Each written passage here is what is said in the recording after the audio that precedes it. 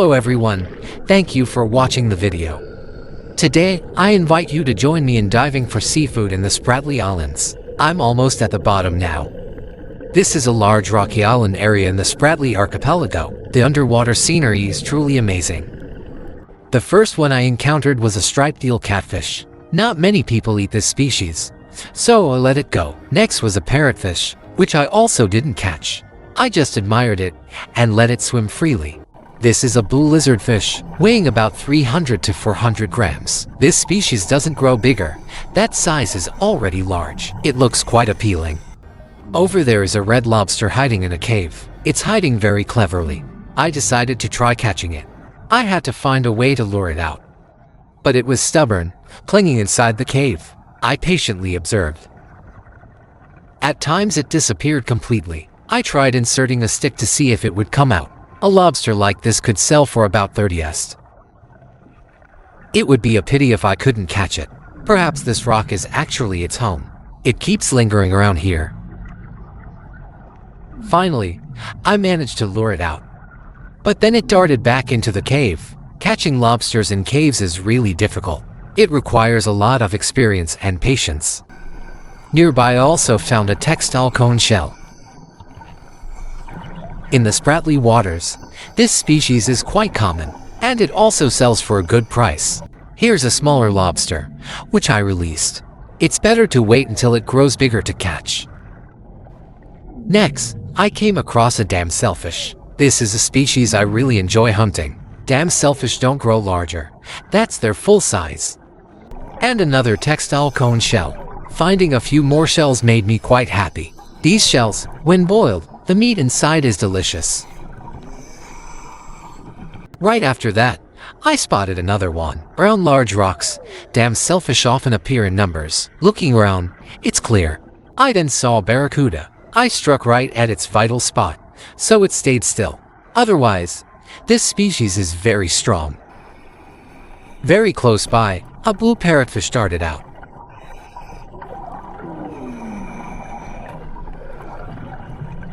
And another lobster. I don't know what kind of luck I have today. I've already seen two after just diving. This one I will definitely catch no matter what. I have to dive close and stir the water to grab it. Usually lobsters like this weigh around 100 grams, but this one is really big. Next is a porcupine fish. This is truly a valuable type of seafood. Its skin is often peeled and dried. 1 kilogram of dried skin costs about 20 to 25 est. This fish is highly sought after by traders. I also caught a white rabbitfish. This species is very popular. Normally they swim in large schools, but today I only saw a stray one. Next to a big rock, there was another textile cone shell. These shells are quite large. Some weigh nearly a kilogram. I also came across a small goby. And this is a unicorn leather jacket. This species is very easy to catch by hand. You just need to grab quickly. It hardly tries to escape. They usually hide under large rocks. That's their favorite shelter. Right below here is a purple leather jacket. Purple leather jackets should only be caught a few at a time to make fish cakes or dry, not too many. In this Spratly area, there are still plenty of these fish. On trips closer to shore I'll film more leather jacket catches for everyone. This fish is very common here. I just caught a bigfin reef squid, truly exciting. Boiled reef squid with dipping sauce is wonderful. Even luckier, I found a grouper. It looked a bit weak, maybe speared and missed before. Anyway, it's still very valuable. Can you see it? It camouflages exactly like a rock, just waiting for prey to swim by to pounce. Very hard to spot. This is a stonefish with a big head. Its head is huge, but its body is small. Looks quite strange. Normally, people rarely catch this fish. Only when craving it would they catch to eat. It's in the same family as the devilfish, but its spines don't hurt as much as the devilfish. A sting only causes mild numbness. I decided to leave this one. Here there's also a turban shell. This species is bought at very high prices by traders. Turban shells are usually sold by weight. Many have extremely beautiful shells, smooth and shiny, very pleasing to look at. I just spotted a huge cuttlefish. Its size is absolutely massive. This is a male cuttlefish. It's hunting with incredible agility, truly mesmerizing to watch. I'm really excited. I'm going to approach and spear it. Oh, it swam away. I'll try to chase after it. Luckily, I managed to catch up with it. Finally, I speared it, and it struggled violently. It tried to escape, but I pinned it down, so it gradually weakened. Catching cuttlefish requires real skill. Fishermen usually have their own techniques. That makes catching cuttlefish much more effective. And I succeeded. It gradually wore out in my hands. Right here are two trevallies. This species is only worth catching when they're really big. If they weigh over half a kilo, traders buy them quickly. The price is about 18 to 22 US per kilo. If they're too small, I don't catch them. Just now, I got another unicorn leather jacket. When cooking, you just need to peel off the skin.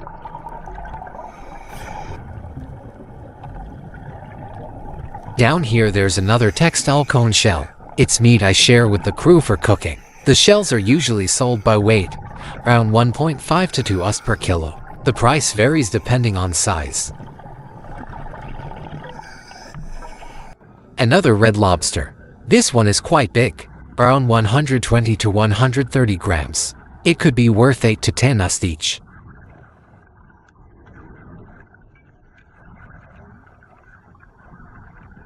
But it just escaped. It darted over to the other rock. I had to chase it. Big lobsters like this, I definitely have to catch no matter what.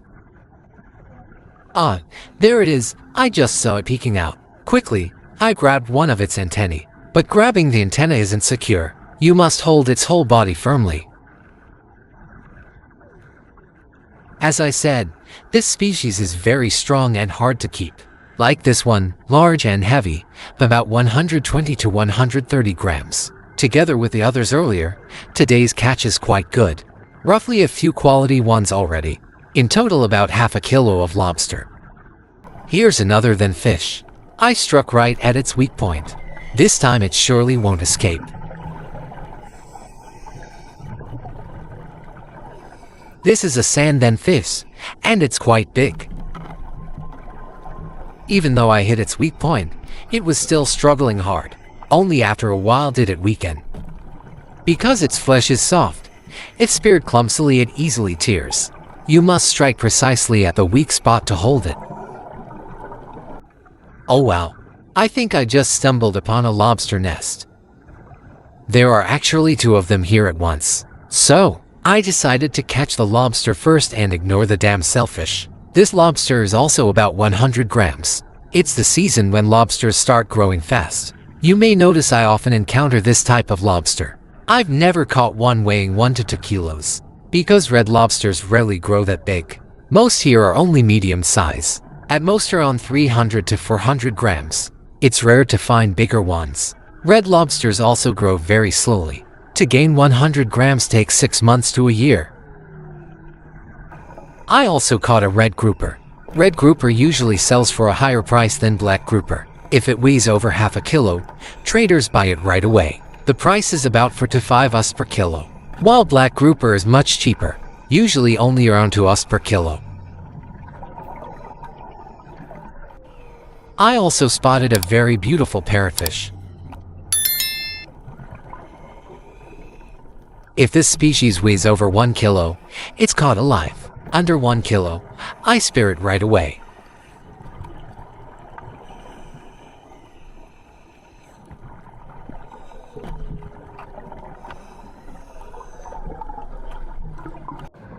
Now I've caught a thorny sea cucumber. This species only comes out from 6 p.m. to 2 a.m. After 3 a.m. it crawls back into hiding. By daylight it disappears completely. Nearby there's a humpback grouper, but as soon as it saw me, it darted away. At night, this fish is very quick and never stays still. They usually hide swiftly in caves. However, if you meet them at the right moment, they're still easy to spear. You just need to hit the weak point. This spotted grouper, is usually bought by traders for about 2.5 to 3 US per kilo. I'm certain I've found a red lobster nest today. In just a short distance, I've seen so many. This one looks easy to catch, but actually, it's very clever. Not simple at all as I thought. However, I finally managed to grab it. It struggled violently, pressing against the rock. It even rammed straight into me, but thanks to that, I was able to catch it. A little further on, I encountered a sea turtle. This one is quite large. In this region there are usually 3 turtle species: green sea turtle, hawksbill, and the olive ridley. Each of them is very rare. Look, another grouper. This area is also rich in groupers.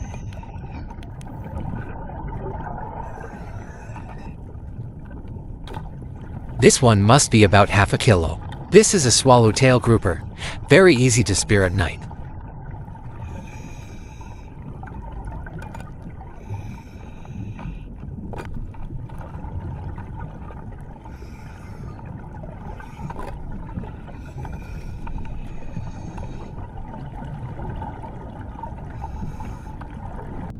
Another lobster. How lucky. This one is much bigger than the previous two, around 200 grams. I'll try to catch it. Oh yes, this one is really big. This one could definitely sell for more than for us.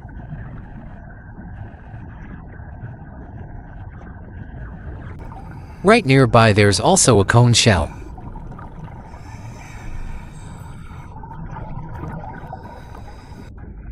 There are so many lobsters down here. I managed to catch another one.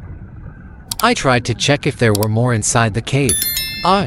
Can you all see it? Right under this rock is a very deep cave. No wonder so many lobsters gather here. Right next to it there's a cave grouper. And I caught it already. This one is also quite large.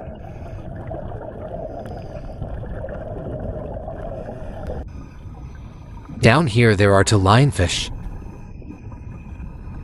People don't eat them because of their venomous spines. The most dangerous thing is being stung by them. The pain can last a long time. Sometimes it hurts so much it's terrifying. This one is quite big, looks over 1 kilo. They look so beautiful.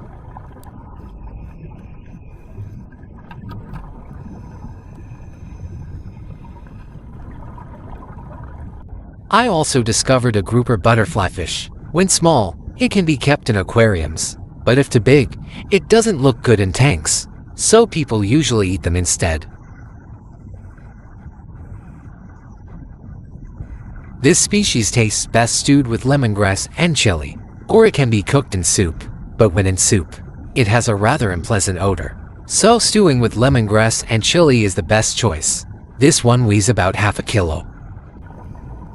Next, I came across another sea turtle. It seems to be another olive ridley turtle. The older a turtle gets, the darker its color becomes.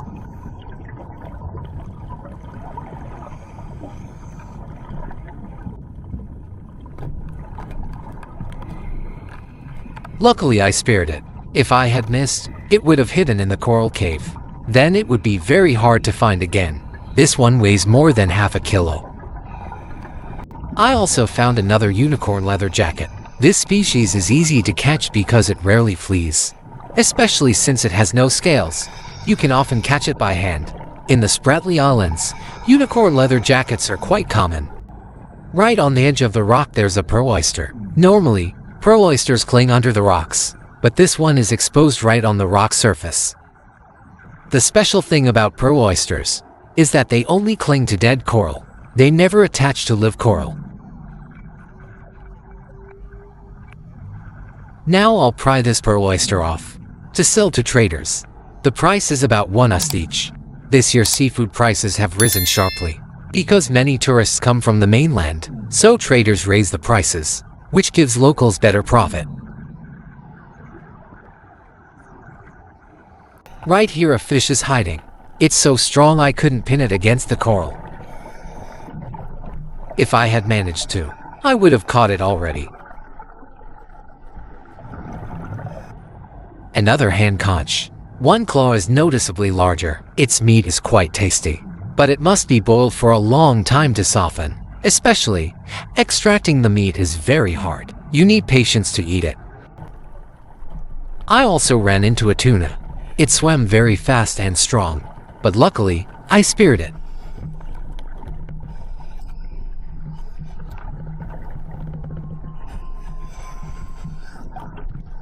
Some tuna weigh up to 30 to 40 kilos. Big ones usually swim in deeper waters, strong and very hard to catch. Smaller ones often swim into shallow reefs. That's why I was able to catch this one. It weighs about 2 kilos. Next was a stoned fish. This species doesn't grow big, usually only about 100 grams, at most 200 grams. Small but still quite tasty. A bit further, I spotted a shrimp. It was a green lobster. I caught it.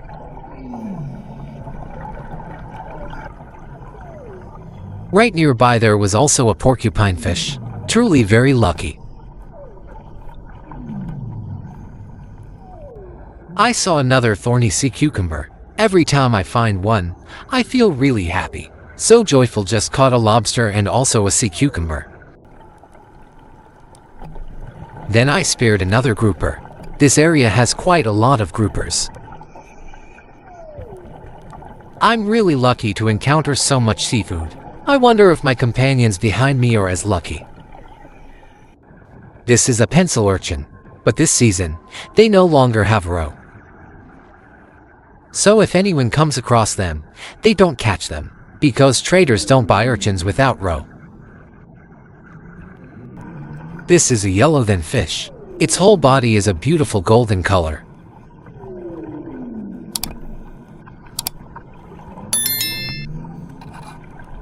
Yellowfin fish also tastes quite good. It looks just like an ornamental goldfish.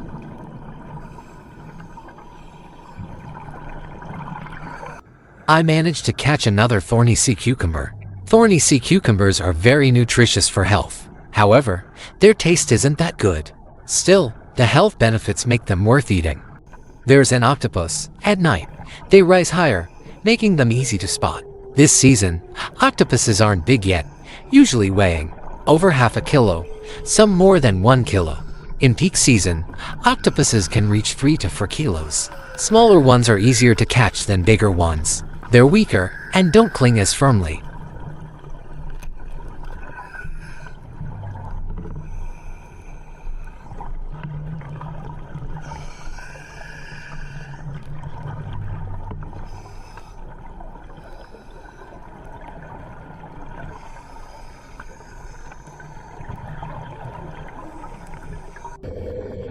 So it's time for us to return to the boat. When it's time to get back, a rope is dropped from the boat.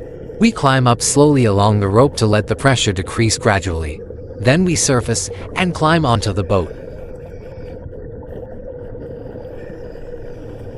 On this dive, we caught quite a lot of valuable seafood. Now let's take a look at the results of this trip.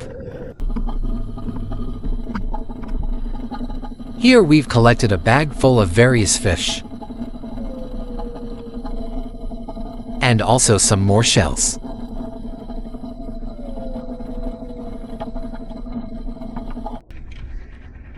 These are the lobsters we caught.